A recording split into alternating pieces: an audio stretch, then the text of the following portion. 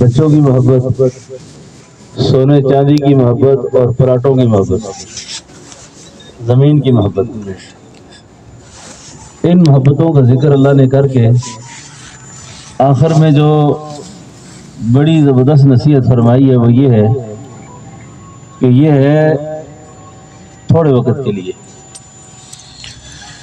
اس کی عمر نہیں ہے۔ اب یہ محبتیں ہیں، ان ساری محبتوں کو بحیثیت مسلمان کے ہم سب کو اعتدال پر لانا ہوگا۔ کوئی محبت ایسی نہ ہو جو حد سے تجاوز کر جائے، کوئی محبت ایسی نہ ہو کہ جو حد سے تجاوز کر جائے، اور جب محبت حد سے تجاوز کر جاتی ہے تو پھر وہ دنیا بن جاتی ہے۔ مسلمان کی دنیا بھی دین ہے، مسلمان کی دنیا بھی دین ہے اگر وہ حدود کے اندر ہو۔ جب حدود سے نکلے گا تو پھر وہ دنیا داری میں چلا جائے گا، اور جب دنیا داری میں جائے گا تو اس سے بڑی بڑی غلطیاں سرزد ہوں گی، بڑی بڑی بے اعتدالیاں ہوں گی اس سے۔ ایک تو یہ ہے کہ اللہ رب العالمین ہم سب کو اس دنیا کے اندر راہ اعتدال نصیب فرمائے، آمین۔ اور یہ جتنی چیزیں دنیا میں اس وقت نقشے ہم دیکھ رہے ہیں، یہ سارے نقشے ایک دن ختم ہو جائیں گے اور ہمارا اپنا نقشہ بھی نہیں ہوگا۔ آج جس تاریخ میں آپ یہاں بیٹھے ہیں، لوگ تو 100 سال کی بات کرتے ہیں، شاید کہ 50 سال کے بعد یہ جتنی ہستیاں مجھے آپ سے محض نظر آ رہی ہیں، ان میں شاید کوئی بھی نہ ہو۔ اور پھر کیا ہوگا؟ اس کے کچھ ہی عرصے کے بعد زمانے کی تیز ہوائیں آ کر، بادل اور بارش، گرج چمک آ کر ہماری قبروں کے نشان بھی اٹھا کے لے جائیں گے، کچھ بھی ہمارا نہیں بچے گا۔ ایک تو یہ ہے کہ اپنی زندگی کے ان معاملات کے اندر انسان کو اعتدال رکھنا چاہیے۔ جہاں تک رہ گئی بات مکان کی اور پلاٹ کی، تو اس پہ مجھے ایک حدیث یاد آئی ہے۔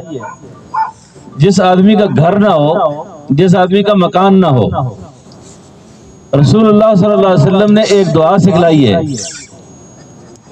آپ یقین کریں کہ جو مقدرات ہیں نا، مقدرات، آپ کی مرضی ہے کہ آپ اس کو حرام کر کے حاصل کرتے ہیں یا حلال کر کے حاصل کرتے ہیں۔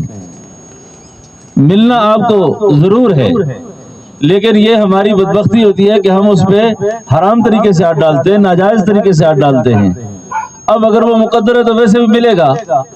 رسول اللہ صلی اللہ علیہ وسلم نے دعا سکھلائی ہے کہ جس آدمی کا مکان نہ ہو تو وہ وضو جب کیا کرے تو یہ دعا پڑھا کرے۔ ہمیں تو آج کل وضو کی توفیق بھی بہت کم ہی ہوتی ہے، اور یہ جتنے عام طور پہ اس وقت ہم ذہنی بیمار ہو گئے نا، غصے کے مریض، چڑچڑا پن کے مریض، بات بات پہ غصہ آنا اور لڑائی اور جھگڑا کرنا، یہ ناپاکی کے اثرات ہیں۔ یہ وجود کا ناپاک رہنا، طہارت کا خیال نہ کرنا، ان وجہ سے یہ چیزیں پیدا ہو جاتی ہیں۔ اب رسول اللہ صلی اللہ علیہ وسلم نے مومن کی شان یہ ہے کہ وہ اکثر باوضو رہا کرے، اور ایک دعا سکھلائی ہے کہ اللہم اغفر لی ذنبی ووسع لی فی داری وبارک لی فی رزقی، اللہم اجعلنی من التوابین واجعلنی من المتطہرین۔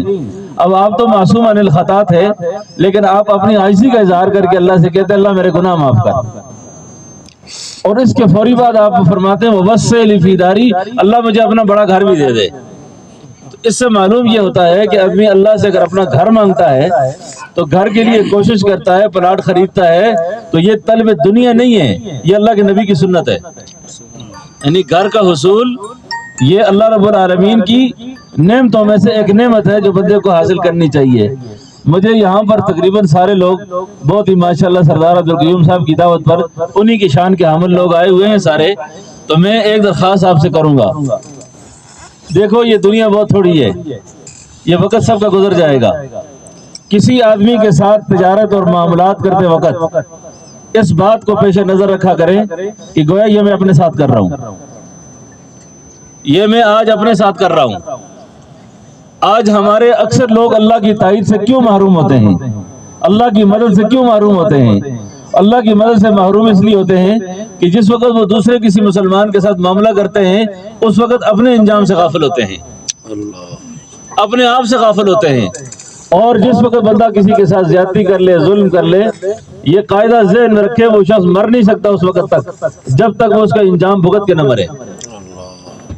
آج یہ پلاٹوں کی محبت اور چیزوں کی محبت اور نقشوں کی محبت ہمارے اس ٹیکسلا کی عدالت میں ایک بوڑھی اماں نے کھڑے ہو کر، بوڑھی اماں نے بیٹوں کے دباؤ پر کھڑے ہو کر یہ بات کہی کہ میری بیٹی کوئی نہیں. تو وہ خاتون روتے ہوئے میرے پاس آئی، میں کہنے لگی میری تو 3 بیٹیاں ہیں. میں نے کہا کیوں؟ کہا جج کے سامنے. کہا بیٹوں کا دباؤ تھا کہ جا کے کہو تاکہ ہمیں وراثت میں ان کو حصہ نہ دینا پڑے، ان کو حق نہ دینا پڑ جائے. آج جو بہنوں کے اور بیٹیوں کے پلاٹوں کے اندر حق کھا کے مر جاتے ہیں نا جو لوگ، اور اپنے آپ کو کمال سمجھتے ہیں کہ ہم مادی ترقی میں بڑے عروج پر چلے گئے ہیں، اللہ کی قسم مرنے کے بعد ایک بالش زمین کسی نے کسی کے ہاتھ آئی، ایک بالش جیسا گٹھ آتے ہیں سی، فرمایا وہ 7 زمینیں بنا کر توق بنا کر اس کے گلے میں ڈالی جائیں گی. تو ان مواقع کے اوپر یہ اصلاح کی بات بھی پیش نظر رکھنی چاہیے اور اس کا بہت زیادہ خیال رکھنا چاہیے. رہی بات تجارت کی، خریداری بیچنے کی، آپ کی اپنی چیز ہے. اگر آپ کی چیز 10 لاکھ کی ہے تو شریعت آپ کو اختیار دیتی ہے کہ آپ 1 کروڑ کی بیچیں. اپنی چیز کو بیچنے کا آپ کو اختیار ہے، لیکن دھوکہ کرنے کا اختیار نہیں ہے، فراڈ کرنے کا اختیار نہیں ہے کہ ایک پلاٹ 18 آدمیوں میں بیچ دے اور کل وہ بیچارے سارے روتے رہیں. تو ہم سب کو مرنا ہے، اللہ کے سامنے جانا ہے، اور ان چیزوں کا یہ جتنے ڈیلر حضرات بیٹھے ہوئے ہیں ان سب کو اس کا خیال رکھنا چاہیے، کیونکہ ہمارے مرنے کے بعد یہ جس کے لیے جو کچھ ہمیں چھوڑ کے جائیں گے نا، یقین جانے بعد میں قبروں میں دعا کے لیے کوئی نہیں آتا. کسی کو کوئی دلچسپی نہیں ہے کہ کون کتنا بڑا آدمی تھا، کون کیا تھا. اس لیے اپنے کاروبار کو، اپنے معاملات کو شریعت کے مطابق رکھیں، اور سود سے، ناجائز قبضوں سے، ناجائز ان چیزوں سے اپنے آپ کو بچانے کی کوشش کریں. اور یہ بینکوں میں جن لوگوں نے سود پر پیسے رکھے ہوئے ہیں، حرام کاروبار کر رہے ہیں، یہ بھی اپنا تھوڑا سا احتساب کریں، ان کو بھی بچنا چاہیے ان چیزوں سے، اور اللہ کو حضرت ناظر سمجھ کے زندگی گزاریں. تو مجھے اللہ سے امید ہے انشاءاللہ ہمارے دوست بھائی سردار عبدالقیوم صاحب، اللہ ان کو جزائے خیر نصیب فرمائے. یہ ہمارے لوگوں کے لیے سوچتے رہتے ہیں کہ ہم اچھے سے اچھا کام کریں. اللہ سے دعا ہے کہ اللہ یہ ان کو اچھے کام کی توفیق نصیب فرمائے، اور جس کام کو اب یہ شروع کر رہے ہیں اللہ ان کی مدد فرمائے. اور آپ سارے دوست بھی ان کے ساتھ مل کر ان کے ساتھ کام کریں، اور اس بات کو جو میری پہلی باتیں میں نے کی ہیں ان کا بھی لحاظ رکھیں، ذرا ان باتوں کا خیال کر کے ان باتوں کو انشاءاللہ اگر آپ ہم سب پلے باندھیں گے تو مجھے اللہ سے امید ہے انشاءاللہ کہ ہماری تجارت میں، کاروبار میں، معاملات میں اللہ تعالیٰ بہت زیادہ برکتیں نصیب فرمائیں گے. ٹھیک ہے نا جی؟ تو امید یہ ہے کہ انشاءاللہ اللہ رب العالمین ان کے جتنے پروجیکٹ کام کر رہے ہیں اللہ ان میں ان کو برکت نصیب فرمائے، اللہ ان کو ترقی نصیب فرمائے، اللہ ان کے لیے بہتری کے اسباب پیدا فرمائے، اللہ حاسدین سے نہ محفوظ رکھے، اور غیب سے اللہ تعالیٰ ان کی تائید فرمائے. ربنا تقبل منا انک انت السمیع العلیم وتب علینا انک انت التواب الرحیم. یا اللہ آج جس جگہ ہم بیٹھے ہوئے ہیں یا اللہ اس جگہ کو قبولیت نصیب فرما. یا اللہ اس جگہ کو جتنے لوگ یہاں کاروبار کے لیے آئیں ان کو برکت نصیب فرما، عافیت نصیب فرما. یا اللہ اپنے خاص خزانوں سے ہمارے بھائی سردار عبدالقیوم کی مدد فرما. یا اللہ ان کی پریشانیاں دور فرما. یا اللہ ان کے یہ والا پروجیکٹ شاہین والا اور جہاں جہاں ان کے کام مزید چل رہے ہیں یا اللہ ان کی غیبی تائید فرما، نصرت فرما. یا اللہ جو لوگ ان کے ساتھ کاروبار میں شریک ہیں یا اللہ بے شمار لوگوں کا رزق ان کے ساتھ وابستہ ہے، یا اللہ ان کو بھی رزق حلال وافر نصیب فرما، کشادگی نصیب فرما، عافیت نصیب فرما. یا اللہ دنیا کی حرام محبتوں سے، حرام لذتوں سے ہمیں پناہ نصیب فرما، ہماری حفاظت فرما، اور سب کی ضروریات کو اللہ غیب سے پورا فرما. یا اللہ ان کی جتنی ٹیم ان کے ساتھ معاونت کرتی ہے سب کو یا اللہ ان کے ساتھ اخلاص سے چلنے کی توفیق نصیب فرما. یا اللہ میں اپنے اندازے اور گمان سے کہتا ہوں بندہ اپنی جگہ میں مخلص ہے، یا اللہ ان کو مخلص لوگ نصیب فرما. یا اللہ ان کو مخلص لوگ نصیب فرما، ٹھگوں سے، بے ایمانوں سے، فراڈیوں سے اللہ ان کی بھی ہم سب کی حفاظت فرما. یا اللہ اپنے خاص فضل ہم سب پہ متوجہ فرما.